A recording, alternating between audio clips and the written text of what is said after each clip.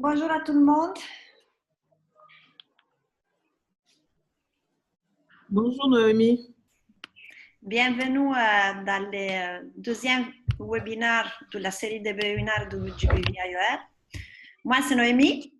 Je suis l'EREGA pour l'Afrique de l'Ouest et du Centre, qui, vous connaissez très bien, c'est une région très francophone. Donc, je me retrouve à modérer ces webinaires avec les collègues Stéphanie de Genève et Luana de l'Afrique de l'Est et centrale. Et, avec Stéphanie, on va faire une partie de présentation et Luana va répondre surtout aux questions. Et, les webinaires d'aujourd'hui, c'est justement le deuxième et pour la question de la maladie à coronavirus COVID-19. Et les premiers étaient un peu plus sur l'overview. Ce deuxième va toucher deux priorités pour nous, travailleurs dans la lutte contre la violence basée sur les genres. Dans le premier, c'est comment faire les évaluations à distance. Et la deuxième partie, c'est comment évoluer avec une assistance à distance. La première étape, ça sera la cartographie des services, bien évidemment. Donc, il y a ces deux parties qui vont être tenues dans ces webinaires et on a deux invités spéciaux. On a les collègues de Reach, qui a un projet spécial d'Impact. On va les introduire tout à l'heure. Et on a les collègues de IRC, qui sont parmi les acteurs principaux du VBG dans le monde et ils ont beaucoup d'expérience dans les remote assistance. Donc, je vous invite à mettre votre microphone en silencieux. On a quelqu'un qui va vous mettre en silencieux au cas où vous ne les êtes pas, mais s'il vous plaît, pour tous ceux qui joignent de ces moments, pour continuer, s'ils peuvent continuer à mettre le microphone en silencieux. Je vous prie aussi d'écrire dans le chat votre nom et votre rôle. Et pour nous permettre de pouvoir faire un bon compte rendu du webinaire. Et je vous invite aussi à écrire vos questions, commentaires dans les espaces de discussion que vous avez justement à droite dans le chat. L'équipe, comme je l'ai dit tout à l'heure, il y a Luana surtout, et Shiva à Genève, qui vont s'occuper de gérer vos questions. C'est pas sûr qu'on aura le temps de répondre à beaucoup de questions s'il y en aura beaucoup. Et donc, soyez prêts au cas où on n'aura pas de réponse à votre question à remettre ça à un autre moment. L'enregistrement du webinaire aussi est disponible sur les sites du GBV-IOR après.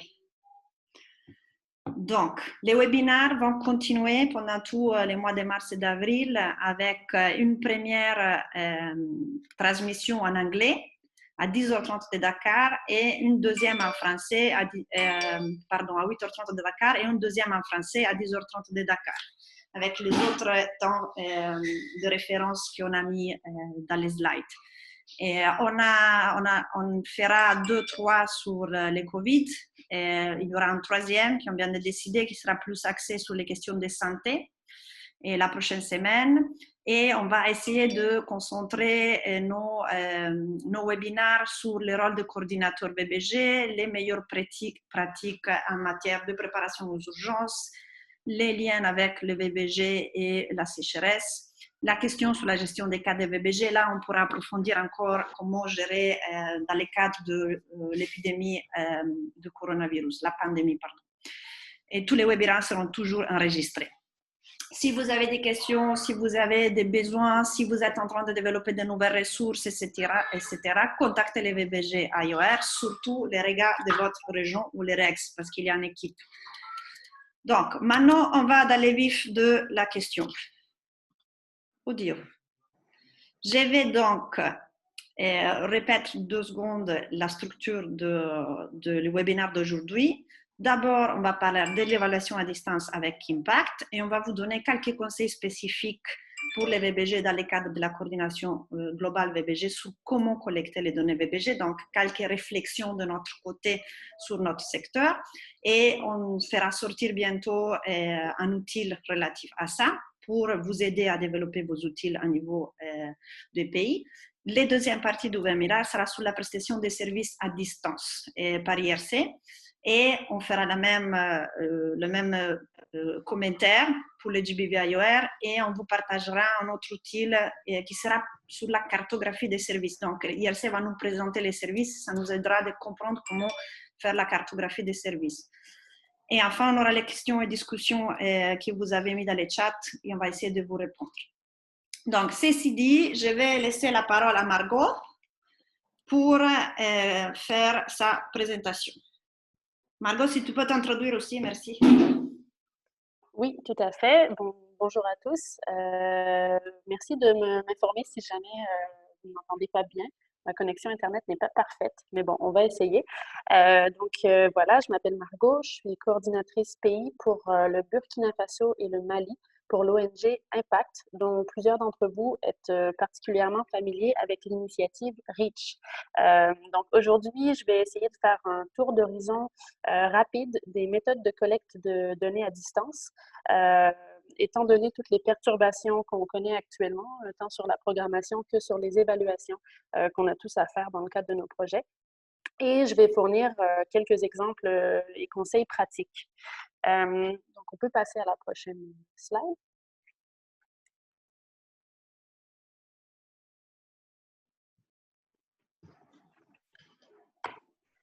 OK. Donc, voilà, tout d'abord, je vais présenter REACH brièvement, ensuite présenter la collecte de données à distance dans ses différentes modalités, fournir quelques petits exemples du terrain et ensuite juste fournir quelques conseils. On peut passer au suivant.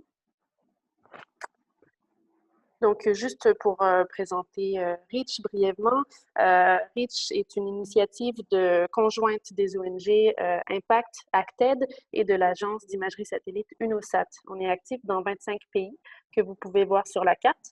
Et si on passe à la prochaine slide, on est surtout actif dans les évaluations de besoins humanitaires, tant des évaluations multisectorielles que des évaluations thématiques sectorielles. Mais on fait aussi un appui en suivi et évaluation des interventions humanitaires et un appui en solution de gestion de l'information et en renforcement de capacités organisationnelles. On peut passer. Parmi les évaluations que REACH met en œuvre dans différents pays, c'est sûr qu'un des champs d'expertise qu'on a acquis au fil des années, c'est particulièrement la collecte de données à distance. Donc, je vais vous expliquer un peu qu'est-ce que la collecte de données à distance, qu'est-ce qu'on entend quand on parle de collecte de données à distance, en parlant tant des méthodes que des modalités de collecte. On peut passer à la suivante. Donc, il y a toute une variété de méthodes de collecte de données à distance et de modalités. Et vous êtes familier, je suis certaine, avec la plupart de ces méthodes, mais c'est toujours bon de faire un rappel parce que parfois, dans des contextes d'urgence comme le contexte actuel, on peut oublier ce qu'il est possible en fait de faire, même dans des contextes à très haute contrainte. En fait, il y a très peu de méthodes de collecte de données qui nécessitent absolument une récolte de données en personne, quoique clairement pour la protection, il y a certaines choses qui ne peuvent clairement pas se faire à distance. Mais il y a toute une variété de choses qu'on peut faire à distance. Donc déjà, au niveau des méthodes de collecte de données, avec l'aide d'un peu de technologie très élémentaire ou avec un peu de créativité, on peut faire des entretiens par informateur clé, des entretiens individuels, des enquêtes ménages, des signalements d'incidents, mais aussi on peut faire de la télédétection, notamment des analyses d'imagerie satellite. Par exemple, dans un contexte comme le contexte actuel où nos mouvements sur le terrain sont très, très restreints, notre capacité d'aller vérifier, par exemple, des flux de personnes déplacées est très restreinte. On peut avoir recours à l'analyse satellite, par exemple, pour identifier des nouvelles constructions d'abris, ce qui peut être pertinent pour identifier des nouveaux sites de déplacés. En termes de modalités, ben, on peut utiliser des outils de télécommunication comme le téléphone mobile, évidemment, ou des applications mobiles. Mais on peut aussi faire des entretiens à distance, face à face, même si ça peut sembler très contre-intuitif. C'est-à-dire qu'on peut évaluer un lieu en s'entretenant directement avec des personnes qui ont une connaissance directe de la situation récente dans ce lieu, mais qui n'y se trouvent plus dans ce lieu. Je vais vous présenter un exemple tout à l'heure. C'est quelque chose sur quoi Reach travaille beaucoup, notamment dans plusieurs de vos pays d'opération, j'en suis sûre, et dans des contextes où ben, c'est pas si facile que ça de faire des collectes de données par téléphone, notamment parce que le réseau mobile est instable ou se concentre autour de certaines villes. Et alors, on emploie des collectes de données à distance, mais avec des entretiens face à face. On peut passer à la prochaine slide.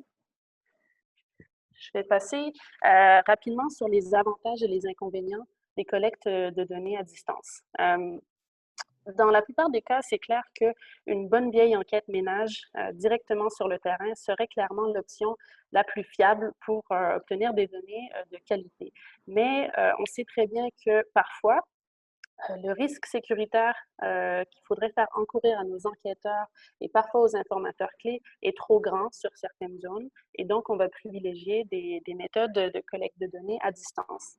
Parfois aussi, de façon beaucoup plus terre-à-terre, le programme peut avoir des contraintes budgétaires qui font en sorte que les ressources disponibles pour les évaluations sont limitées et donc on va songer à se tourner vers une solution plus économique comme la collecte de données à distance. Tout dépendant de la modalité, tout dépendant des thèmes abordés aussi, on va parfois avoir des réponses qui peuvent être plus honnêtes dans le cadre d'une collecte de données à distance. Il y a parfois certaines informations que des enquêteurs se sentiront plus à l'aise, des informateurs clés, pardon, se sentiront plus à l'aise de divulguer au téléphone que face à face. Parfois, le contact face à face peut créer une timidité chez l'informateur clé. Par contre, c'est clair que le contraire peut être vrai aussi dans certains cas et qu'avec des collectes de données à distance, il peut être très difficile d'établir la confiance avec l'informateur clé. Donc, ça dépend. Ensuite, un autre grand avantage de la collecte de données à distance, c'est qu'on peut parfois couvrir une étendue géographique très large qu'on n'arriverait pas à couvrir avec une enquête sur le terrain ou encore qui serait très, très, très coûteuse et très lourde d'un point de vue logistique. Bon, après, parmi les inconvénients, parce qu'évidemment, il y a beaucoup d'inconvénients, c'est sûr qu'on perd en fiabilité des résultats avec la plupart des méthodes de collecte de données à distance. Quoique je vais vous donner un exemple plus tard qui va vous montrer que parfois, ce n'est pas le cas et on peut avoir des données très, très fiables. Mais bon, dans la plupart des cas, c'est sûr qu'on perd un peu en fiabilité parce que, évidemment, l'enquêteur ou l'équipe d'évaluation n'est pas en mesure d'évaluer l'environnement directement pour voir si certains des résultats sont aberrants. On peut prendre l'exemple d'une enquête en sécurité alimentaire, par exemple, où on a un ménage qui rapporte ne pas posséder de bétail ou de ruminants, mais où un enquêteur présent serait en mesure d'observer qu'il y a des vaches ou des poules sur la propriété et de poser les questions à l'informateur clé pour s'assurer qu'on a une réponse qui correspond à la réalité. C'est sûr que cette même enquête-là, faite par téléphone, dans ce cas-là, on n'aurait pas l'enquêteur ne serait pas en mesure d'observer et de contrôler certaines aberrations ou cette aberration-là dans les données. Ensuite, la communication peut être très difficile dans les collectes de données à distance, notamment parce que le réseau mobile peut être instable, ce qui bloque la communication fréquemment dans l'entretien. Et comme je disais tout à l'heure, ça peut être très compliqué d'établir un lien de confiance par téléphone.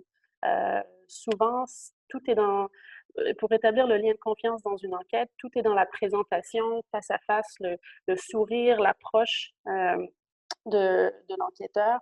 Et par téléphone, on n'arrive pas autant à créer ce lien de confiance-là facilement, à moins que les informateurs clés aient été recommandés par des personnes en qui ils ont confiance, ce qui est un truc qu'on peut utiliser aussi parfois. Finalement, il y a des défis avec les enquêtes faites à distance liés à l'exclusion et à des biais de sélection dans un échantillon. Par exemple, dans des contextes où on a accès à, où on utilise le téléphone, par exemple, pour rejoindre les informateurs clés, ben, c'est sûr que dès que le réseau mobile sur une zone euh, n'est pas stable ou n'est pas également euh, fourni à l'entièreté de la population ou disponible ou fonctionnel, euh, ben, on pourra avoir, par exemple, un biais urbain. Parce que les réseaux téléphoniques sont concentrés autour des villes. Et donc, on ne pourra pas, même dans le meilleur des cas, généraliser les résultats à l'échelle d'une province ou d'une commune, par exemple. Parce que tous nos informateurs clés seront ceux qui avaient accès au téléphone dans les villes. Je vais vous donner quelques exemples maintenant. Vous voyez actuellement à l'écran les rapports de certaines évaluations qui ont été réalisées par Reach, notamment en Irak, au Nigeria, en Afghanistan, au Sud-Soudan et en Centrafrique. Et je vais vous présenter spécifiquement deux exemples très différents de méthodes de collecte de données à distance. Mon premier exemple, si on peut passer à la prochaine slide, c'est un exemple de, en fait, un suivi post-distribution d'une assistance en cash et en articles ménagers essentiels que Reach fait en Irak depuis 2016. Donc, Reach travaille avec un partenaire qui lui fournit régulièrement des listes des bénéficiaires des interventions. Et Reach va réaliser les PDM, donc les suivis post-distribution par téléphone via deux centres d'appel qui sont situés à Erbil et à Bagdad. Euh, et étant donné qu'on arrive à obtenir du partenaire des listes de bénéficiaires qui sont détaillées, qui sont complètes et qui ont des informations de contact, on arrive à faire un échantillonnage qui rend en fait un niveau de confiance de 90%, une marge d'erreur de 10% au niveau du gouvernement. Donc, même avec des collectes de données à distance, si on a des bonnes listes, par exemple des bonnes listes de bénéficiaires, on peut dans certains cas atteindre même un niveau de fiabilité statistique. La décision de réaliser cette activité-là, en particulier à distance, alors que les PDM, évidemment, sont ordinairement faits sur le terrain, visait d'abord à assurer une meilleure efficacité en termes de temps et de coût, comme c'était une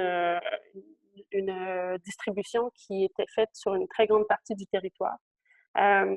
Et ça a été pris aussi, cette décision-là, de faire la collecte à distance sur la base du fait que dans ce PDM-là en particulier, il n'y avait pas énormément de choses qui étaient observables pour des enquêteurs sur le terrain. C'est-à-dire qu'on ne perdait pas énormément en fiabilité en passant à une collecte de données par téléphone.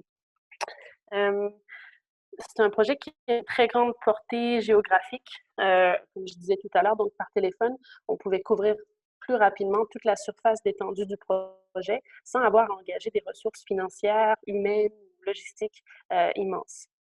Donc, selon les collègues qui ont travaillé sur ce projet, il y a un certain nombre de choses qui ont bien fonctionné. D'abord, comme c'est une méthodologie qui est un peu moins vulnérable aux perturbations au niveau de l'accès sur le terrain, il y a une certaine régularité au niveau de ce suivi-là.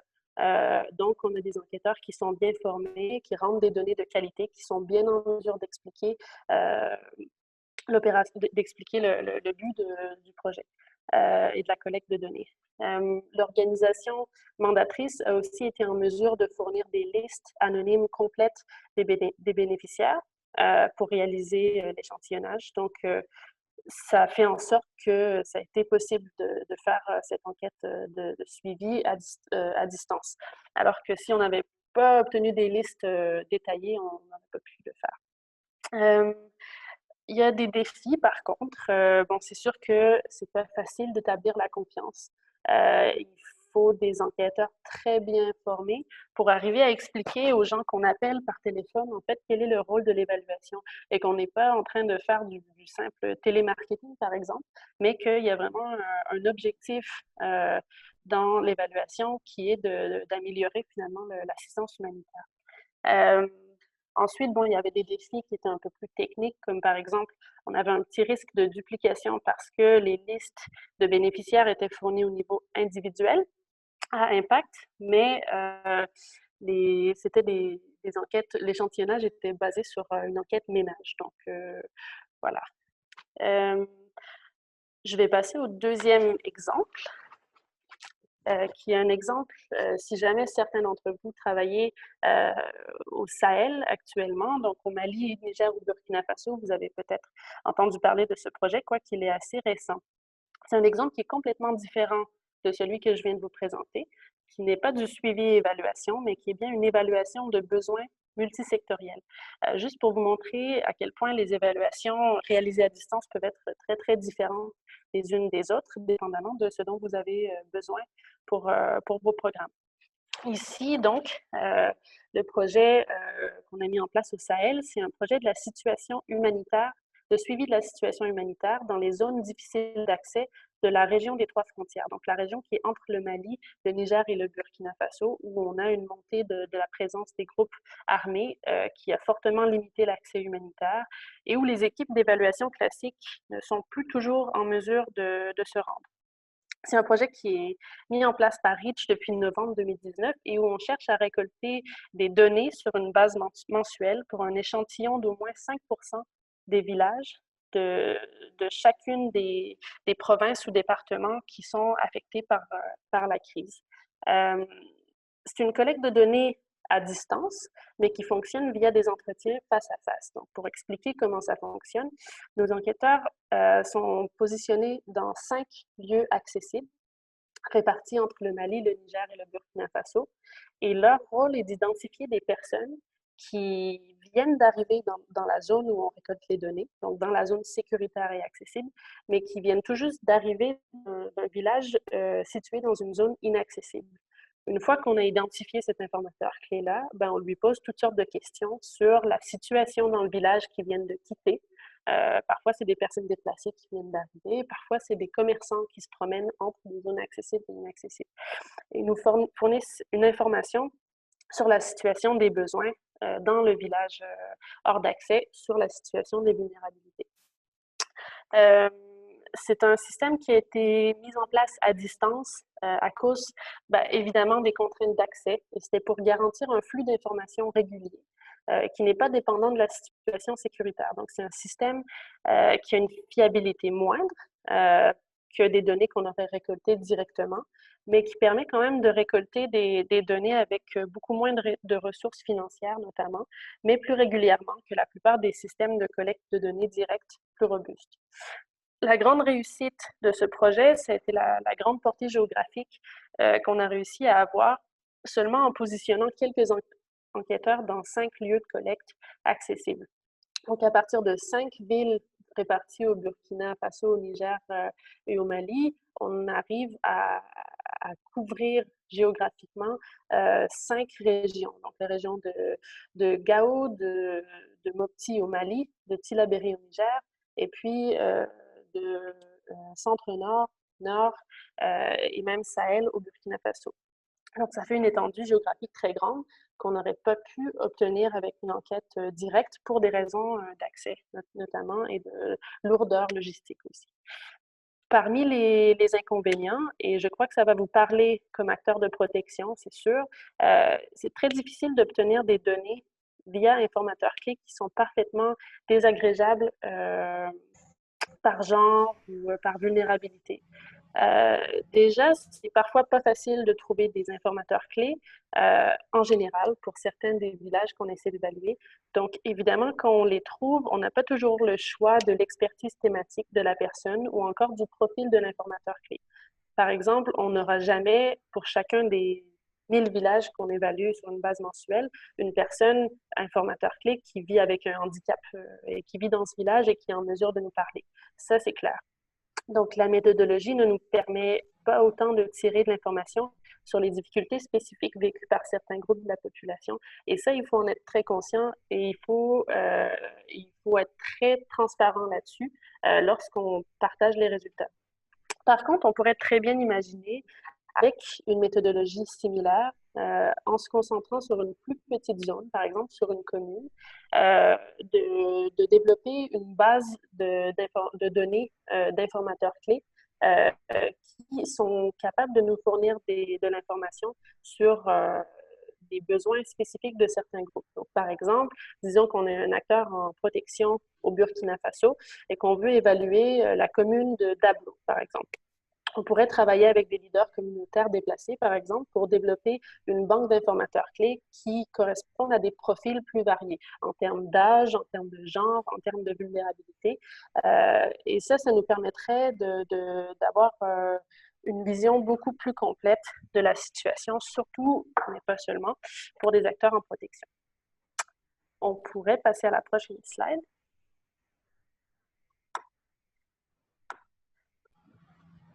Donc, en fait, puis même à la suivante aussi. Je vais juste passer très, très, très rapidement sur les différentes étapes d'une évaluation, de la planification d'une évaluation à distance. Bon, la conception d'une recherche à distance suit les mêmes étapes essentiellement que la conception de n'importe quelle évaluation ou recherche, mais c'est sûr qu'à chaque étape, il y a certaines choses en particulier auxquelles il faut se rappeler de penser parce que la méthodologie a ses limitations particulières dont il faut tenir compte. Donc, au niveau de la conception de la recherche, toute recherche commence par l'identification des besoins d'information et commence par définir la méthode de collecte la plus appropriée en fonction des objectifs et évidemment des ressources disponibles. Alors, si on a choisi une collecte de données à distance, on va ensuite produire les outils tout en gardant à l'esprit les contraintes de la collecte à distance. Donc, il va falloir vraiment garder l'outil le plus clair possible, le plus simple possible, intégrer dans l'outil des textes que les enquêteurs doivent pouvoir lire pour que les objectifs de la collecte soient clairs constamment pour les informateurs clés. Il faut avoir fait au préalable des traductions pour les outils pour s'assurer qu'on peut récolter des données dans différentes langues et que nos enquêteurs vont être capables aussi de traduire eux-mêmes les questions tout en gardant en prenant compte des nuances. Il faut bien former les enquêteurs et piloter le questionnaire pour s'assurer que la compréhension de l'outil est très, très, très claire parce qu'il serait beaucoup plus difficile par après d'identifier les instances où les enquêteurs n'avaient pas très bien compris le questionnaire, par exemple, comme on ne peut pas aller vérifier directement toujours les résultats. Il faut ensuite nettoyer les données quotidiennement avec un feedback constant des enquêteurs, une vérification directe avec les enquêteurs de tous les résultats qui apparaissent étranges. Ça, c'est très important quand on travaille à distance et quand il n'est pas possible de retourner vérifier les informations. C'est important que l'enquêteur sache qu'il y a quelqu'un qui regarde derrière et qui va lui poser des questions parce que, bon, sans assumer de mauvaises intentions. La plupart des enquêteurs ont des très bonnes intentions, mais dans les collectes de données à distance, les gens font vite le lien aussi que les personnes qui mandatent l'enquête ne seront pas forcément capables d'aller vérifier si jamais ils décident un jour de relaxer un peu leur vigilance lors des enquêtes. Donc, voilà, toujours garder ce suivi-là constant. Et ensuite, quand on procède à l'analyse et qu'on prépare le rapport, il faut toujours intégrer une explication très claire de la méthodologie adoptée dans le rapport et être très transparent sur les limitations qui sont liées au fait que la collecte de données était à distance. On peut maintenant passer juste pour discuter quelques considérations sur la protection des données qui s'appliquent à des évaluations à distance, mais à toutes les évaluations. Et comme acteur de protection, je crois que vous êtes tous très familiers avec ces directives-là en termes de protection des données. C'est toujours bon à répéter. La première chose, c'est de minimiser toujours les données identifiables qu'on va récolter lorsqu'on crée notre questionnaire. Donc, faut se demander tout le temps si on va inclure des données identifiables si on en a vraiment, vraiment besoin. Du moment où on décide qu'on en a vraiment besoin, ben, il faut stocker les données évidemment de façon responsable en limitant même à l'interne le nombre de personnes qui ont accès aux données pour s'assurer que seulement les personnes qui en ont absolument accès euh, vont pouvoir accéder aux données. Sur le terrain, il faut s'assurer que les questionnaires sont supprimés des téléphones dès qu'ils sont partis sur le serveur. Et il faut s'assurer aussi que les téléphones sont protégés par des mots de passe au cas où les téléphones tombent dans des mains, tombent dans les mains de gens qui ne doivent pas accéder à ces informations-là avant que les questionnaires aient été supprimés. Pour le partage des données, ben, il faut partager seulement après anonymisation. Et on le dit toujours, mais on voit toujours des situations où il y a quand même des données qui sont partagées avec des données identifiables. Donc, même si c'est votre bailleur, même si c'est votre cluster, même si c'est quelqu'un à l'interne, l'anonymisation est toujours une priorité. Et finalement, si vous aviez besoin effectivement de données personnellement identifiables dans votre évaluation, il est fort possible que la durée de l'utilité de ces données-là soit limitée et donc très rapidement, après votre analyse, il vous soit possible de les supprimer, ces données-là. Si vous n'en avez plus besoin, supprimez-les de sorte que les données n'existent tout simplement. Finalement, on peut passer à la prochaine slide. Je vais juste vous donner très, très, très rapidement quelques conseils pratiques pour augmenter l'efficacité de vos collectes de données à distance. Donc, ce qui est recommandé, donc ce qu'il faut faire, fournir des indications très claires sur les mesures à prendre pour les enquêteurs et les participants. Donc, créer des textes clairs pour les enquêteurs, pour leur communication avec les informateurs clés, notamment des textes qui sont intégrés dans vos outils sur la présentation de l'enquête, de manière à ce que l'enquêteur ne soit jamais pris de court lorsqu'il doit créer un peu un lien de confiance avec l'informateur clé, qui évidemment aura une plus grande méfiance parce qu'on le contacte à distance. Ensuite, il faut répéter constamment les standards de protection de votre évaluation à vos enquêteurs, sachant que dans certains cas, vous n'allez pas pouvoir observer le travail de vos enquêteurs sur le terrain. Ensuite, comme je disais tout à l'heure, il faut nettoyer les données très, très régulièrement. Utiliser une connaissance du contexte. Donc, c'est très bien quand on fait des évaluations à distance, c'est encore plus important d'avoir fait une revue des données secondaires très solide pour s'assurer qu'on connaît notre contexte, pour s'assurer qu'on peut identifier les erreurs, les aberrations qui vont se retrouver dans les données. Pour pouvoir ensuite faire le suivi avec nos enquêteurs pour vérifier qu'ils avaient bien compris les questions et qu'ils ne sont pas en train de juste entrer des données de manière aléatoire parce que de toute façon, vous ne pourrez pas vérifier les résultats. Donc voilà. Et bon, finalement, pour ce qu'il ne faut pas faire, je vais en mentionner quelques-uns. Il faut éviter à tout prix d'utiliser des questionnaires qui sont trop complexes. On a parlé tout à l'heure des problèmes de communication qui sont inhérents avec la collecte de données à distance. Donc, on a des défis additionnels de clarté, notamment lorsque le réseau téléphonique ne fonctionne pas bien. C'est plus difficile de garder l'attention d'une personne par téléphone. Donc, garder l'outil le plus simple possible. On voudrait pouvoir tout mettre dans les outils, mais il faut les garder très courts et straight to the point, disons. Et finalement, il ne faut pas s'attendre à ce que les données soient d'une fiabilité parfaite. Et il faut être prêt à ce que les données ne soient pas exactement à la hauteur de ce que vous auriez espéré. Ce qui est essentiel, c'est qu'on partage avec toutes les personnes qui vont utiliser ces données-là, ces résultats-là, qu'on partage les limitations qu'on a rencontrées, les défis et qu'on soit très, très, très, très clair là-dessus. Parce que on peut récolter des données qui ne sont pas d'une fiabilité parfaite. Il faut juste être clair avec les personnes qui vont les utiliser de manière à ce que ces données-là ne soient pas utilisées pour dire des choses qu'elle ne voulait pas dire finalement. Donc voilà, c'est à peu près tout pour moi. Je crois qu'on va prendre des questions après. Merci beaucoup, Margot. Et on va garder les questions qui ont été posées pour toi vers la fin, s'il y aura le temps de répondre. Donc, quels sont les commentaires qu'on peut faire au niveau de la coordination VBG? Et les points clés pour nous, c'est que face à cette épidémie, il est sûr qu'on doit utiliser de plus en plus ces genres de méthodologies, alors que nous ne sommes probablement pas très habitués à utiliser ces méthodologies-là. Donc, il nous faut regarder s'il y a la disponibilité de l'offre des services aussi, et il faut se poser des questions par rapport à est-ce que les centres de santé sont encore en train de fonctionner avec la capacité de traiter les survivantes, par exemple pour la gestion clinique des viols, mais aussi pour d'autres besoins médicaux.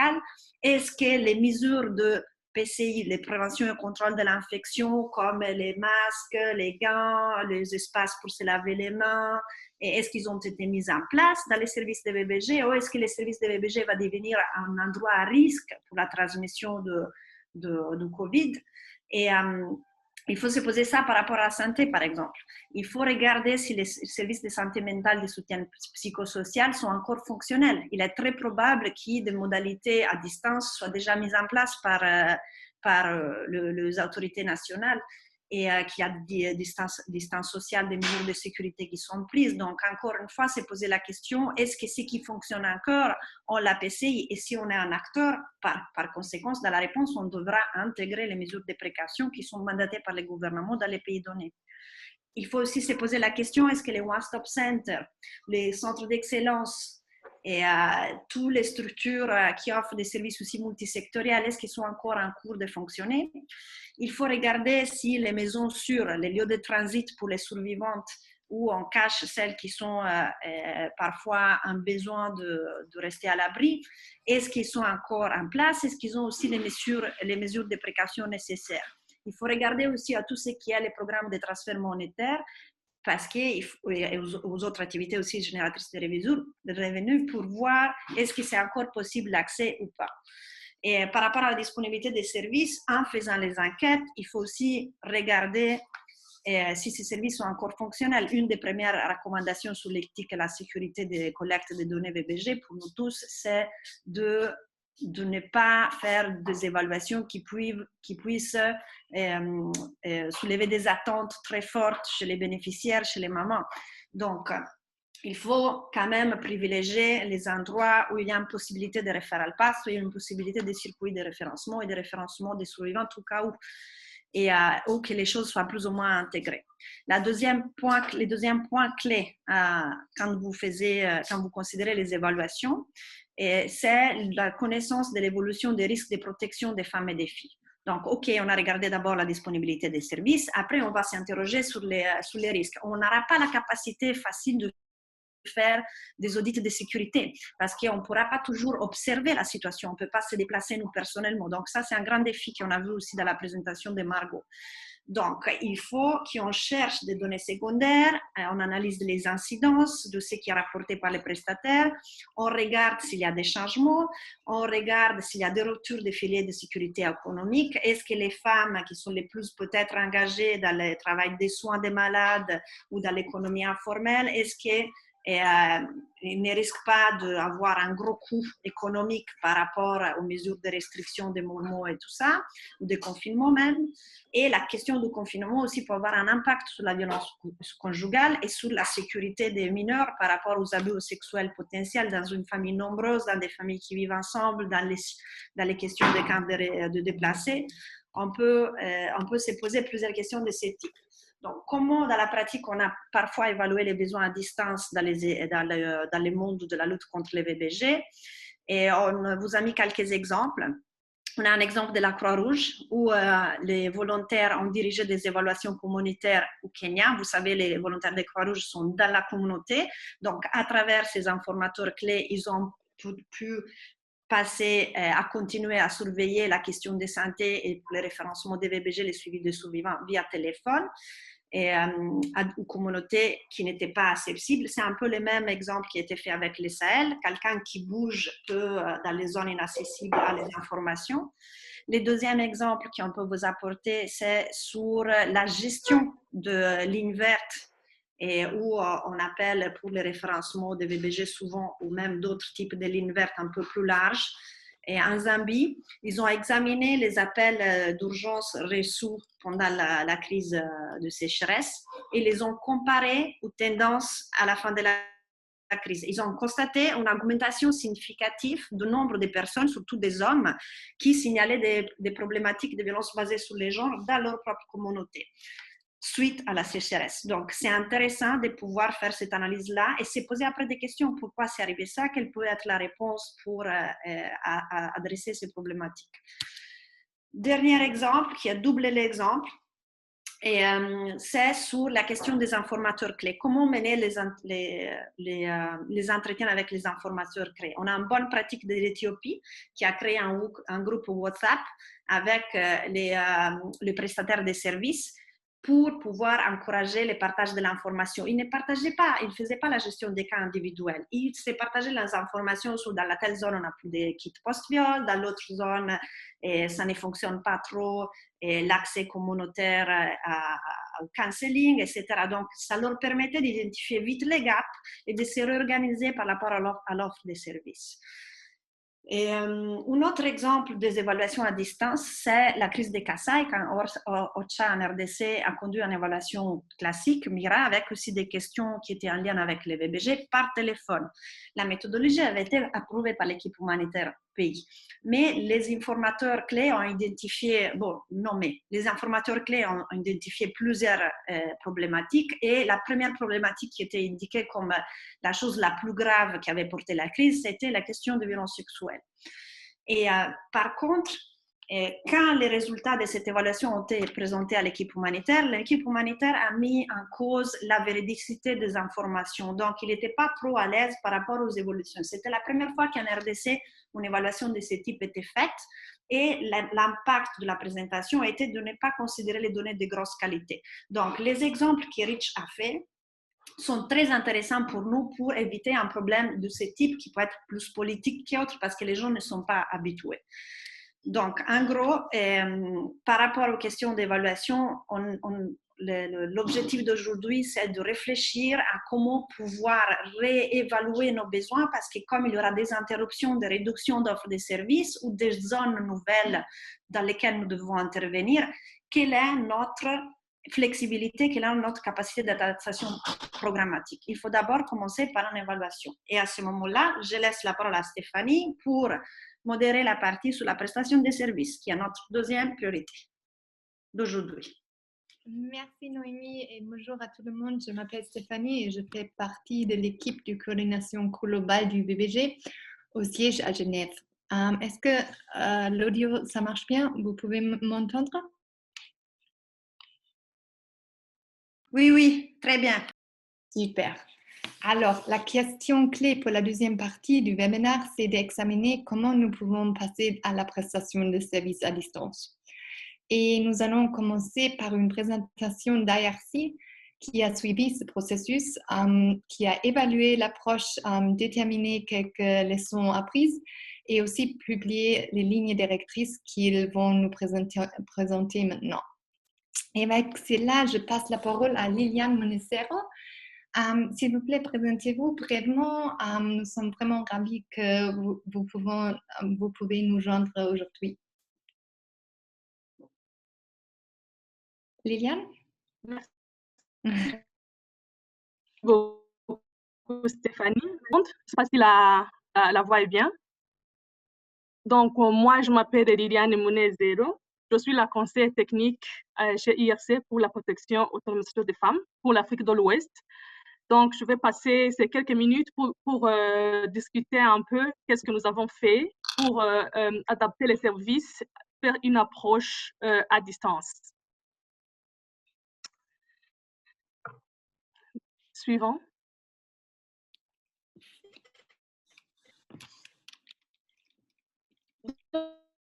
Donc,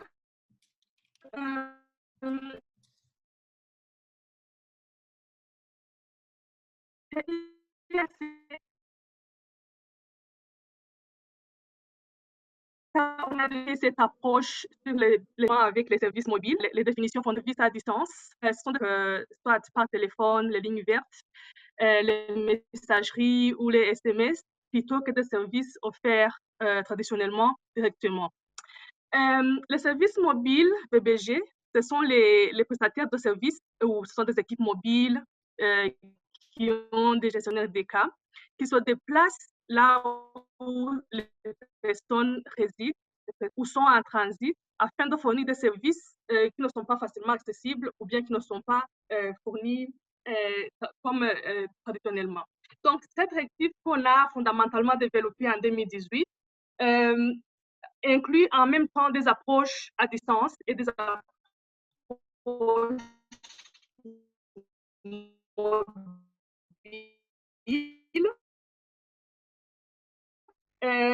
Mais connaissant les services, les services, on va vraiment se focaliser sur les services à distance. Parce que connaissant toutes les informations autour de la transmission de coronavirus, vraiment les services mobiles ne seraient pas très bien appropriés et nous recommandons de ces services, d'où nous allons passer tout ce temps à discuter beaucoup plus.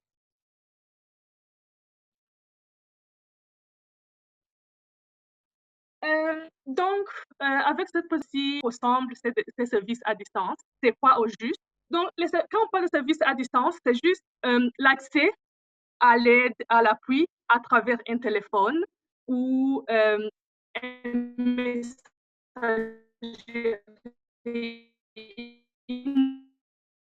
messagerie ou un chat. Donc,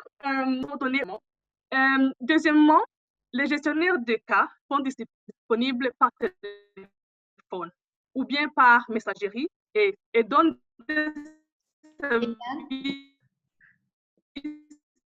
Liliane, la liaison, ce n'est pas très bonne. Peut-être parle un peu moins vite.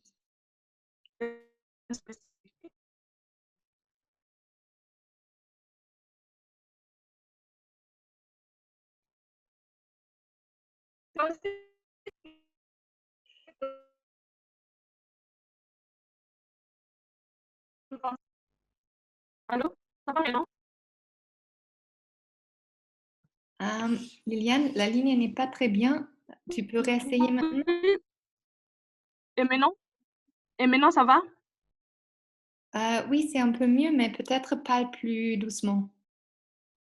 D'accord, merci. C'est la... Je m'excuse, c'est la connexion. Oui, c'est ça. D'accord. Donc, je parlais un peu à quoi ressemblent les services à distance. C'est vraiment une plateforme qui favorise l'accès à l'aide à travers le téléphone ou la messagerie. Avec ce service à distance, il y a un gestionnaire de cas qui est disponible sur téléphone ou bien sur messagerie à des heures spécifiques. Ce sont des services qui sont offerts vraiment à court terme et se focalisent principalement sur les services psychosociaux de base. Donc, quand on parle de services à distance, ce n'est pas vraiment tout le contenu des services de gestion de cas comme on est habitué à le voir.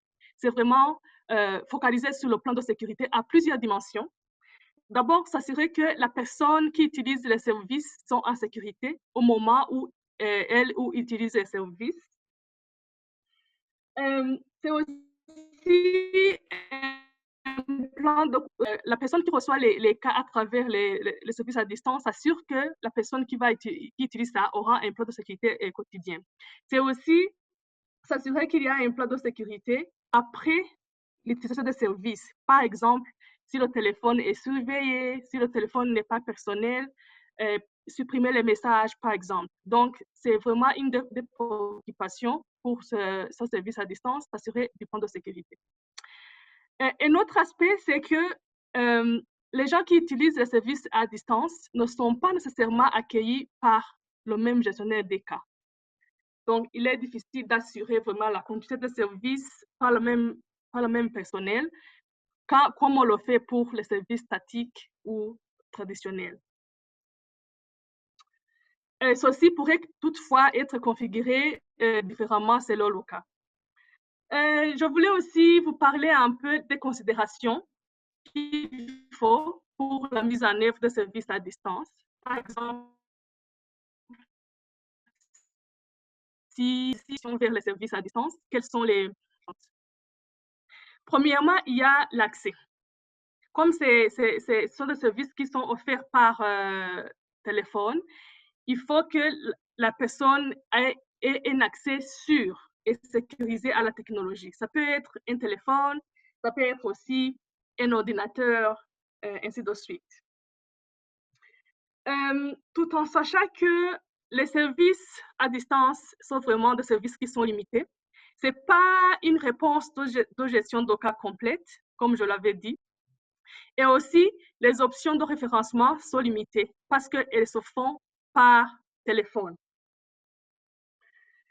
Et puis, en termes de staff et de supervision, c'est une approche vraiment qui nécessite une formation intensive, particulière, même si les staffs sont déjà formés sur la gestion de cas, sur la prise en charge psychosociale.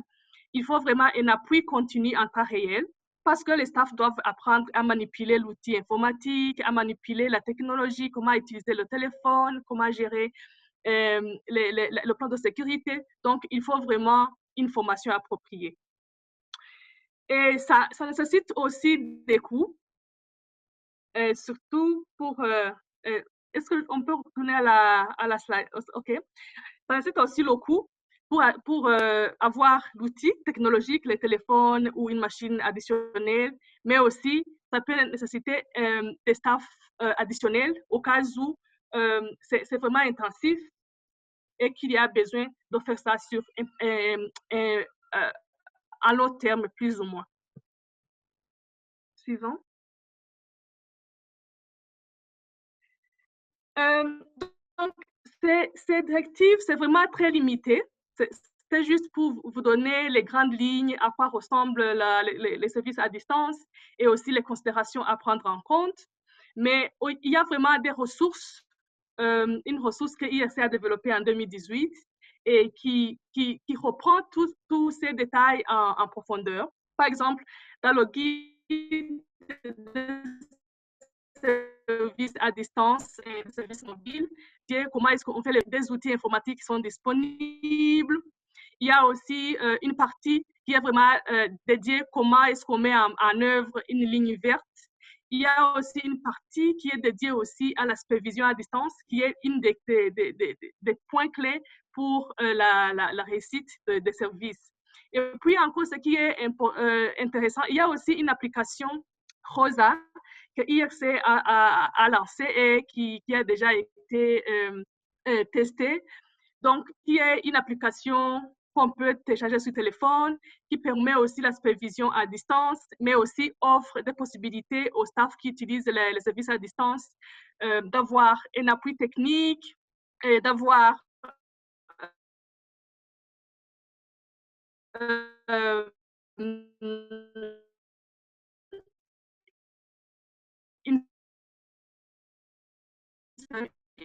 suivi ou avoir accès. Voilà un peu. Tout a été déjà testé au Myanmar. Il y a eu des limites, mais aussi des points positifs. Par exemple, en termes de l'accès des femmes ou des personnes aux moyens financiers limités sur l'outil informatique. Il y a de bonnes pratiques qui sont vraiment détaillées dans ces ressources et qui peuvent aussi aider si un programme pays veut vraiment faire la transition vers les services à distance. Voilà, donc je ne sais pas s'il y a des questions. Merci beaucoup, Liliane. Je crois que nous avons beaucoup de questions pour vous, mais nous allons le tenir pour la fin du webinaire. Je vais essayer de quand même faire un commentaire très bref afin qu'on puisse passer aux questions. Mais, ah ouais, c'est le slide juste. Mais je vais partager quelques considérations sur... Ah, Oui, quelques considérations sur comment on peut passer à la prestation de services à distance et surtout pour réfléchir quel est le rôle du groupe de coordination dans cette transition. Alors, la tâche clé du groupe de coordination, c'est de venir à savoir quels sont les besoins et aussi quelles sont les capacités globales de réponse à distance dans plusieurs secteurs. Pour cela, la première étape, c'est de mener une cartographie de la capacité de réponse à distance. Du coup, nous avons mis ensemble différentes options ici sur le slide pour évaluer rapidement comment différentes agences peuvent combiner leurs capacités de fournir des services à distance pour aussi assurer que les services multisectoriels soient accessibles même dans une situation où ça doit être géré à distance. La première option pour en savoir plus, c'est l'approche classique d'intégrer des questions clés dans le MIRA, c'est-à-dire l'évaluation multisectorielle initiale rapide. Je crois qu'on n'a pas inclus ça sur le slide, mais c'est en général, les MIRA sont menés dans les premières 2 semaines d'une crise et on peut y intégrer les questions clés sur les besoins en matière de services VBG. La deuxième option, c'est de mener une enquête simple et à distance, par exemple en ligne, qui est menée ou envoyée à toutes les organisations membres. On peut y inclure des questions sur la capacité des acteurs de continuer leur service à distance. Et nous avons aussi un exemple de l'équipe de la réponse en Syrie qui ont déjà mené une enquête très simple de 2 pages qui était partagée avec les membres de leur sous-cluster. L'avantage de ces 2 premiers moyens, c'est qu'ils sont rapides et peuvent être effectués avec une préparation minimale. Sous une forme plus complète, on peut mener une évaluation autonome avec d'autres secteurs. C'est recommandé quand même d'utiliser tout d'abord la revue des données secondaires pour avoir une cartographie des lignes directes. Et ici, il faut inclure à la fois les lignes directes pour les références non spécialisées et aussi des lignes directes spécifiques au VBG. S'il te plaît, la prochaine slide. Du coup, pour l'évaluation plus complète, c'est bien de combiner les infos collectées à travers la revue des données secondaires avec des méthodes d'évaluation à distance. Et ça peut être, comme nous voyons sur cette slide, la consultation avec les communautés sur leurs besoins et leur accès à la technologie, toujours en tenant compte quand même de la dimension de genre. Ici, il y a un exemple d'enquête pour la communication avec les communautés qui était menée par l'équipe au Cox's Bazar. Et ce document, ce rapport, c'est disponible sur le site web de la GBV-AOR. Pourtant, c'est disponible seulement en anglais pour le moment. Un deuxième moyen, c'est d'utiliser des sondages à distance ou des formats de consultation si cela est possible. Et enfin, on peut compléter ça avec des entretiens, avec des informations clés de prestataires de services VBG.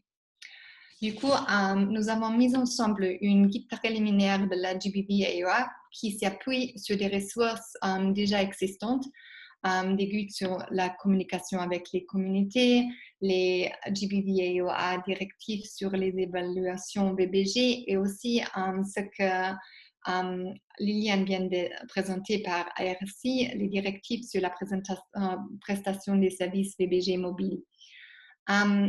C'est important de souligner que ce document qu'on a mis ensemble, c'est préliminaire et c'est sur le site web pour le moment en anglais, mais nous sommes aussi en train de le traduire en français. Et vu que c'est un document vivant encore, nous apprécions beaucoup si vous avez des commentaires, de le partager avec nous, comme ça on peut continuer de l'améliorer. Et voilà, c'est tout pour le moment, afin qu'on puisse prendre quelques-unes de vos questions. Et avec ça, je passe la parole à Noémie. Merci. Merci beaucoup Stéphanie, merci Liliane, merci Margot. Bon, on est vers la fin et on a débordé sur les temps, ce qui est typique de la communauté francophone. parce que nos mots sont très longs.